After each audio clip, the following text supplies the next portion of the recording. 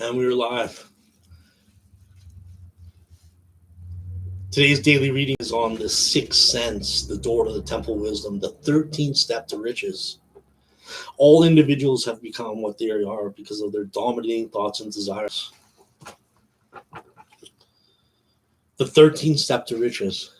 The final step is known as the sixth sense, through which infinite intelligence may and will communicate voluntarily through without any effort from or demands by the individual. This principle is the apex of the Think and Grow Rich philosophy, and it can be assimilated and understood and applied only by first mastering the other 12 principles explained in the previous chapters. The sixth sense is that portion of the subconscious mind which has been referred to as creative imagination. It has also been referred to as the receiving set through which ideas, plans, and thoughts flash into the mind. These flashes are sometimes called hunches or inspirations. The sixth sense defies description. Understanding of the sixth sense comes only by meditation through mind development from within. The sixth sense most likely is the medium of contact between the finite human mind and infinite intelligence. And for this reason, it is a mixture of both the mental and the spiritual. It is believed to be the point at which the human mind contacts the universal mind. After you have mastered all the success principles explained in the book, you'll be prepared to accept as a truth a statement which may otherwise be incredible to you, namely, through the aid of the sixth sense, you'll be warned of impending dangers in time to avoid them and notified of opportunities in time to embrace them. With the development of the sixth sense, there comes to you in aid to your bidding a guardian angel who will open to you at all times the door to the temple of wisdom. Whether or not this is a statement of truth, you'll never know, except by following the instructions described in the pages of this book or some similar method of procedure. I'm not a believer in nor advocate of miracles for the reason that I have enough knowledge of nature to understand that nature never deviates from her established laws. Some of her laws are so incomprehensible that they produce what appear to be miracles. The sixth sense comes to near as being a miracle as anything I have ever experienced, and it appears so only because I do not understand the method by which this principle is operated. This much I do know.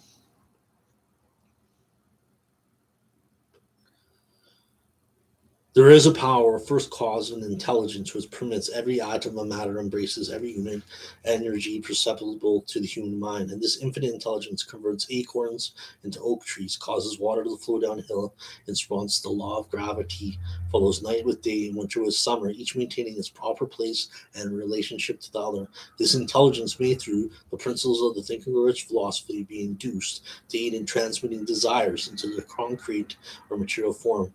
I have this knowledge because I've experimented with it and I have experienced it. Step by step through preceding chapters, you have been led to this last principle. If you have mastered each of the preceding principles, you are now prepared to accept without being skeptical the stupendous claims made here.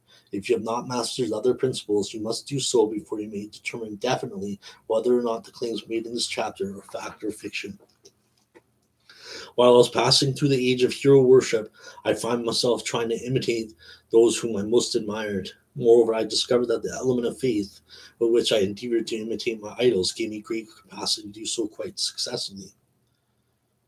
I've never entirely divested myself of the habit of hero worship. Although I have passed through the age of commonly given to others as such, my experience has taught me that the next best thing to being truly great is to emulate the great by feeling in action as nearly as possible.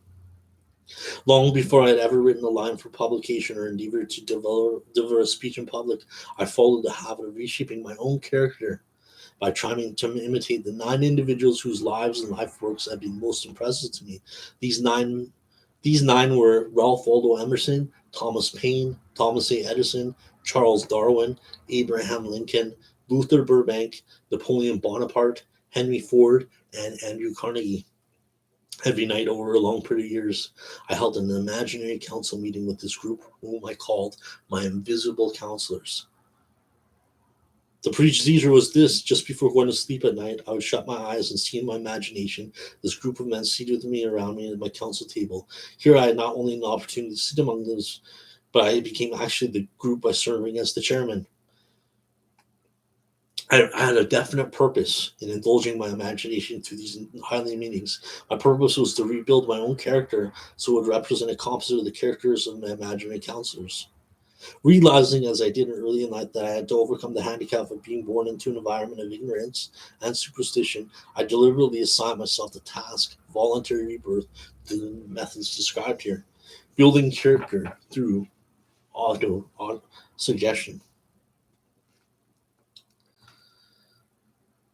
Men have become because of what their dominant thoughts and desires. I knew that every deeply seated desire was the effect of causing one to seek outward expression through which the desire may be transmuted into reality. I knew that self suggestion is a powerful factor in building character, and it is the sole principle through which character is built.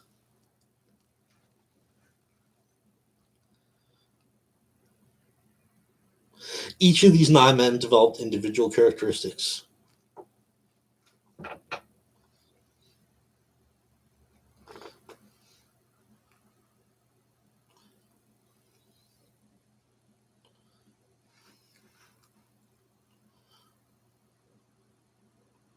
Finally, Lincoln lifted up his head slowly, got up and walked to the door. They turned round, come back, and laid his hand on my shoulder and said, "My boy, you will need much courage if you remain steadfast in carrying out your purpose in life. But remember, when difficulties overtake you, the common people have common sense. Adversity will develop it. One evening, Edison arrived ahead of the others. He walked around, seated himself at the left where Emerson was accustomed to sit, and said, "You are destined to witness the discovery of the secret of life. When the time comes, you will observe the life consists of great swarms of energy.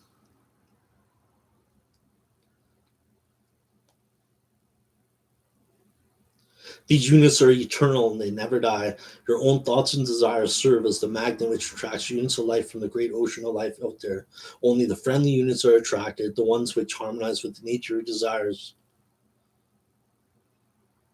Edison was still living when this happened. It impressed me so greatly that I went to see him after and told him about the experience. He smiled broadly and said, "Your dream is more a reality than you may imagine it had to be." He added no other further explanation to this statement.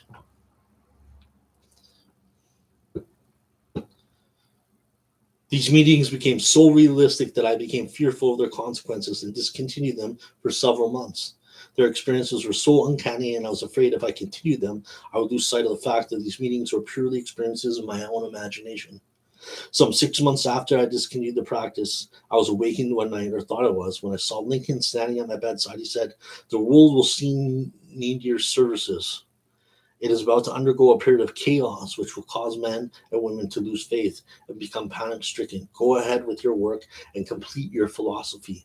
That is your mission in life. If you neglect it for any cause whatsoever, you'll be reduced to a primal state and be compelled to retrace the cycles through which you have passed during the thousands of years." The following morning, I was unable to tell whether I had dreamed or this had actually been awake when I have never since found out which it was, but I knew that the dream, if it were a dream, was so vivid in my mind that it was real. After that, I began to add new members to my cabinet until soon it grew to more than 50, among them Christ, St. Paul, Galileo, Copernicus, Aristotle, Plato, Socrates, Homer, Voltaire, Spinoza, Kant, Schopenhauer, Newton, Confucius, Albert Hubbard, Woodrow Wilson, and William James. This is the first time I'd ever had the courage to mention this in writing. I'm now less concerned about what others say than I was in the years that passed.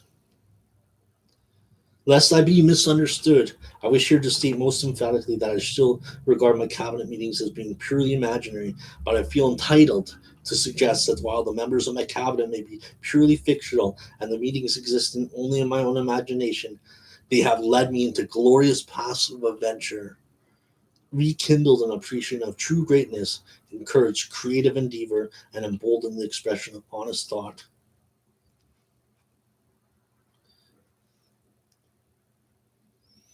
My original purpose in conducting council meetings with imaginary beings was solely that of impressing my own subconscious mind through the principle of autosuggestion with certain characteristics which I desired to acquire.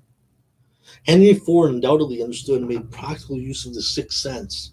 His vast business and financial operations made it necessary for him to understand and use this principle. Thomas Edison understood and used the sixth sense in connection with the development of inventions, especially those involving basic patents where he had no human experience and no accumulated knowledge to guide him, as was the case with when he was working on the phonograph and the motion picture machine. Nearly all the great leaders, such as Napoleon, Bismarck, Joan of Arc, Christ, Buddha, Confucius, and Mohammed, understood and made use of the sixth sense almost continuously. The major portion of their greatness consisted of their knowledge of this principle. The sixth sense is not something that one can take off and put on at will. Ability to use this great power comes slowly through the application of the other principles outlined in this book. Seldom does an individual come into workable knowledge of the sixth sense before the age of 40. More often, the knowledge is not available until one is well past 50, because the spiritual forces with which the sixth sense is so closely related do not mature and become usable except through years of meditation, self-examination, and serious thought. No matter who you are and what may be your purpose in reading this book, you can profit by it without understanding the principle described in this chapter. This is especially true if your major purpose is that of accumulation of money or any other material things. This chapter on the sixth sense was included because the book is designed to present a complete philosophy by which individuals may unerringly guide themselves in attaining whatever they ask of life. The starting point of all achievement is desire. The finishing point is that brand of knowledge which leads to understanding of self, understanding of others, understanding of the laws of nature, and understanding of the recognition of happiness. Having read this chapter, you must have observed that while reading it, you were lifted to a high level of mental stimulation. Splendid. Come back to this chapter again a month from now, read it once more, and observe that your mind will soar to still a higher level of stimulation. Repeat this experience from time to time, giving no concern as how much or how little you learn at the time, and eventually you will find yourself in possession of a power that will enable you to throw off discouragement, master fear, overcome procrastination, and draw freely upon your imagination. Then you will have felt that touch of that unknown something, which has been the moving spirit of every truly great thinker, leader, artist, musician, writer, scientist, or statesman. Then you'll be in a position to transmute your desires into their physical or financial counterpart as easily as you may lie down and quit at the first sign of their opposition. Faith versus fear. Develop faith through autosuggestion, desire, and the subconscious mind.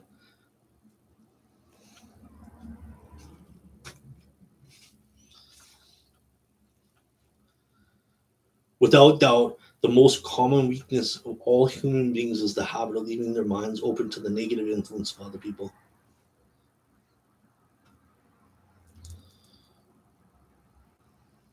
Make a decision to clear out indecision, doubt, and fear, and then your sixth sense will function and bring you to a whole new level in life.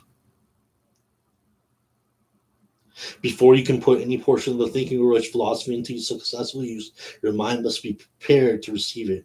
The preparation is not difficult. It begins with study, analysis, and understanding of the three enemies which you shall have to clear out. These are indecision, doubt, and fear.